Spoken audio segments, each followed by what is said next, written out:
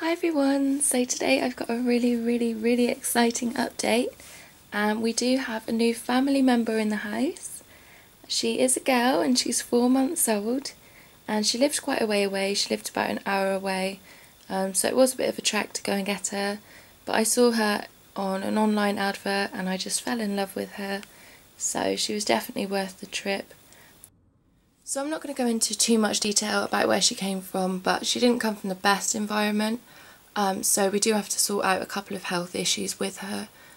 She's in quarantine at the moment, so she's nowhere near the guinea pigs, which is really good because we gave her a health check after bringing her home the next day once I'd let her settle in a bit. And she does have a really bad infestation of lice. They're absolutely covering her. So we have already had to give her a bath with the Lice and Easy shampoo from Gorgeous Guineas, and also because the child who owned her before had tried bathing her with human shampoo and had left quite a lot of it in her hair, so she had quite a lot of shampoo residue which I didn't really want sitting on her skin and in her hair, so I did need to give her a bath. She also had urine and poop stains all up her legs and bum, so it was quite good to get that out anyway. So she is also limping on her back leg, and we're not too sure yet whether it's developmental because she wasn't having the best diet when she got her cage. I'll insert a clip here of the cage as she was living in it. It just had a house and a water bottle and a food bowl. There was no hay, and the food bowl contained mainly corn. So we know she wasn't really having the best diet, so we don't know whether it's a lack of calcium, hasn't allowed her bones to develop properly, or whether it was a lack of vitamin C. We're not too sure yet, or if it was from being handled roughly. And she also does have sore feet from being on, she didn't have much bedding in her cage at all, she was pretty much just on the hard floor. So she has got red feet. It's not like bumblefoot, but they are a bit red, so I've done an order from Gorgeous Guineas for some Perfect Paws ointment and some foot and mouth ointment as well, and I'm going to try those on her feet, and hopefully they should get better quite soon with being on some soft bedding. So we do have a few things to sort out, but we're not too sure why she is limping. She will go to the vets, but she's not actually in any signs of pain other than not putting weight on her foot. I've done quite a lot of research into the different signs of pain, and I've seen quite a lot of them with Snoopy when he was ill, so I do know whether a guinea pig is showing signs of pain or not. And she's perfectly happy, she's popcorning everywhere. The only thing is that she's not putting weight on her foot, so I did want to leave it a while and see if it got better in being on soft fleece and things like that, because I thought she could have just sprained it. So she is in this cage where she's got quite restricted movement to see if it heals on its own, but I will also be taking her to the vets. But I would like to get her treated for lice really before I take her, so I don't if there's any other guinea pigs in the vets that day, I don't want them to catch lice from her, because although they're host specific and they don't really leave a living host much, they can come off on your clothes, and then if you handle another guinea pig it can pass them on that way.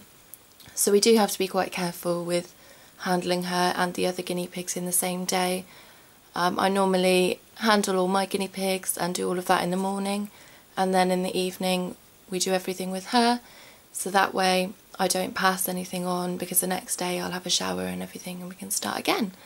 So yeah, long story short, we've got to sort that out.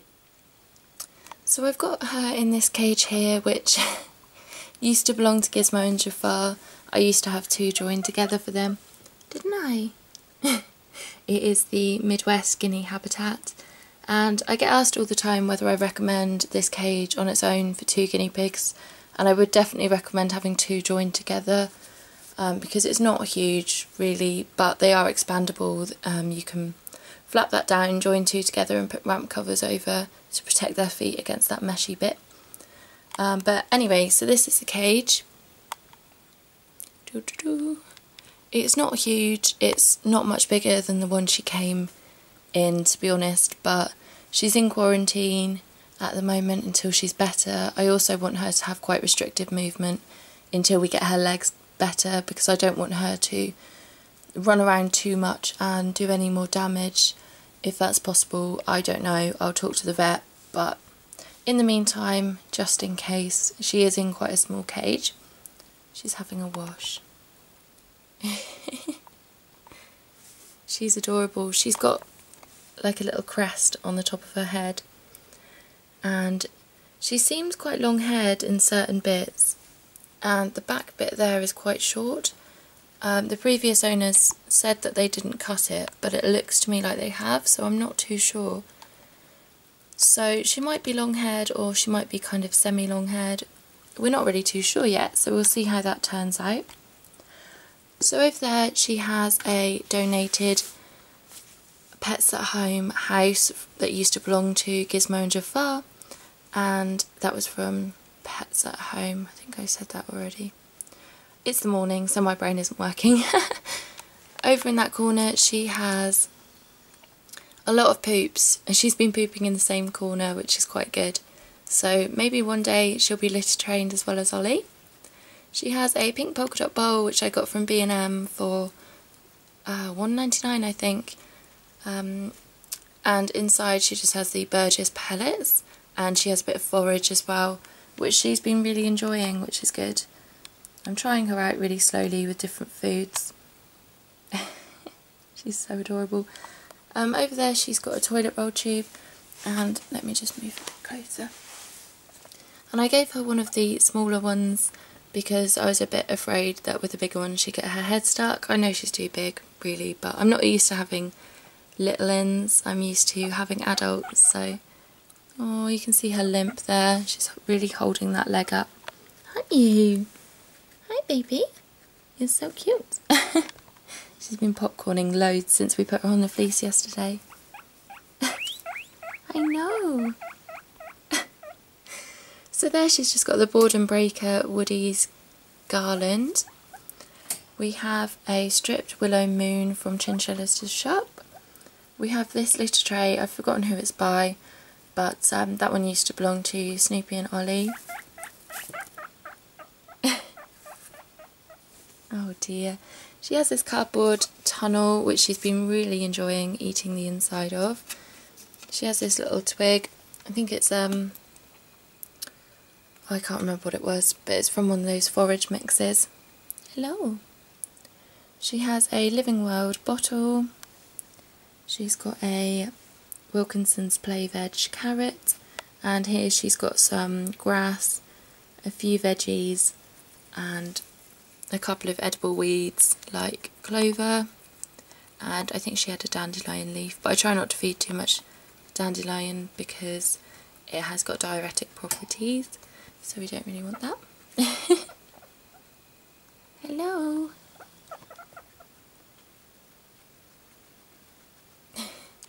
So I forgot to say that this fleece is from IKEA, because when we went to get her...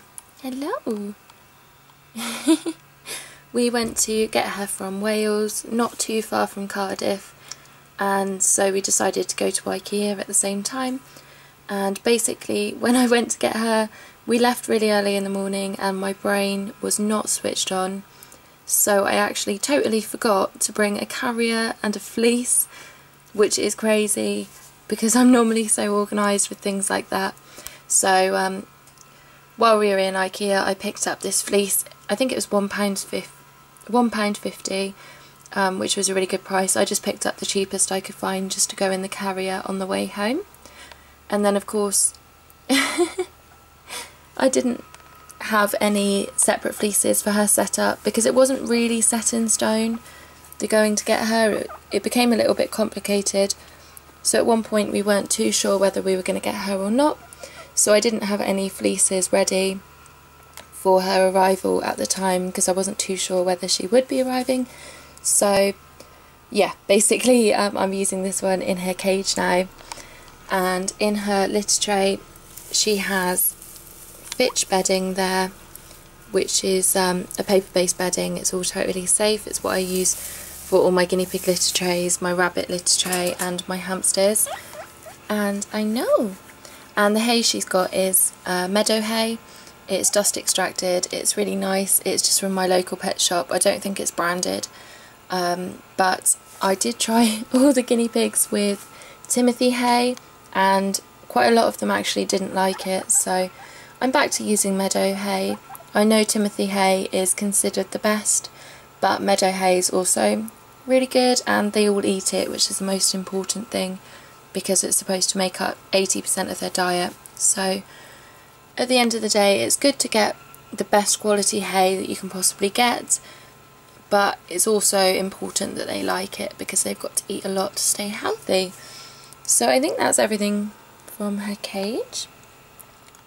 So I find these cages quite good for taming because they're open top, so it gets them used to you being around, and I always find that the ones where you lift up, the noise tends to spook them and then they run in their house, and you don't want them to associate you with being scared, and if every time you come to the cage they get scared, I find that it kind of affects the bonding process. So I really like this cage as a quarantine kind of bonding cage. They are really expensive. I get loads of people still asking whether I recommend them. They are really expensive for what they are, and to be honest, if I'd known about CNC cages when I first brought guinea pigs home, I probably would have just got CNC cages because they are much cheaper and you can build them bigger and they're just a lot easier, to be honest. And so yeah, I do recommend these cages for shop bought cages because you can expand them. So if you have 2 guinea pigs, you can have 2 cages. I wouldn't recommend having any less than 2, but if you ever got another guinea pig, you could just stick another cage on so they've got more space. So they are quite good cages for shop bought cages, but to be honest, I'm a bit in love with CNC now, so probably the wrong person to ask now. Hello. So yeah, her hair at the back here is looking much better now we've birthed her. It was quite stuck together and it just looked really odd from kind of this point down on her back, looked really odd. But there was quite a lot of residue left in her hair, but we washed that out and now it's looking much better. She'll probably also need a couple more baths with the Lice and Easy shampoo because she does have quite a major infestation. I'm pretty sure we've killed a lot of them off, but we do need to do quite a lot more with her yet. But I'm sure we'll get her all fixed up soon, and it's lovely having a little newbie again. So a lot of people seem quite confused with the plan of who's going to live with who. Everyone will be getting a friend, so don't worry about that.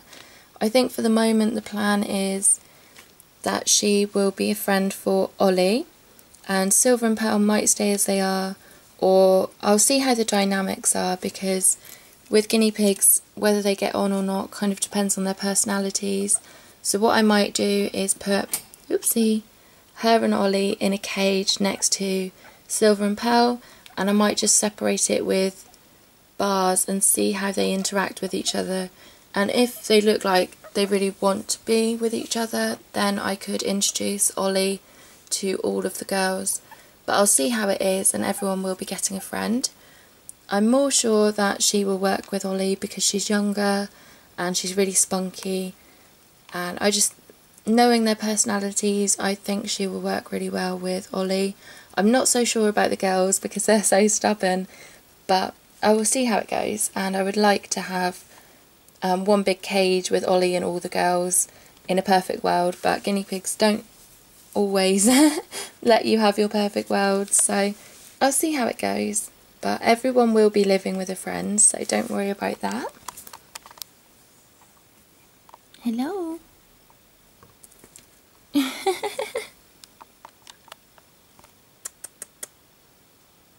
Ellie, can I stroke you? Nope.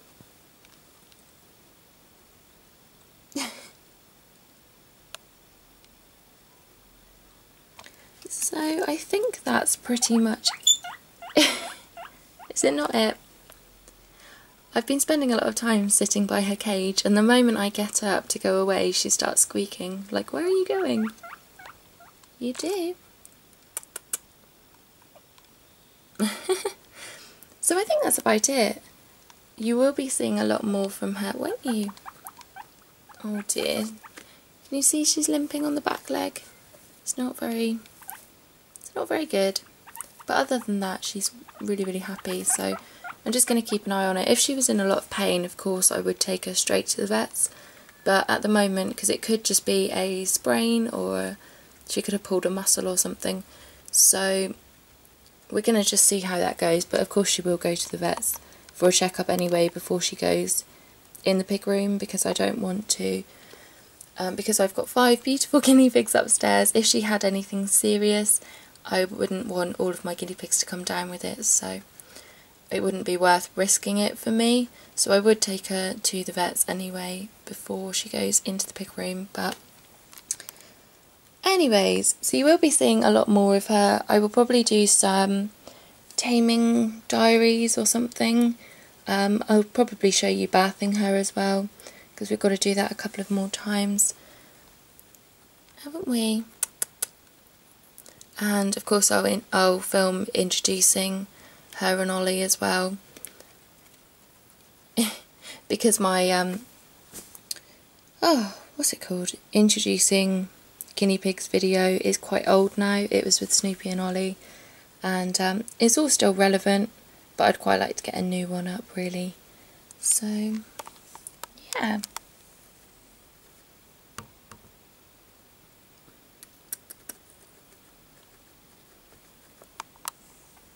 So I think that's it, and you'll definitely be seeing more of her again. So thank you so much for watching. I really hope you enjoyed, and I'll see you guys soon. Bye!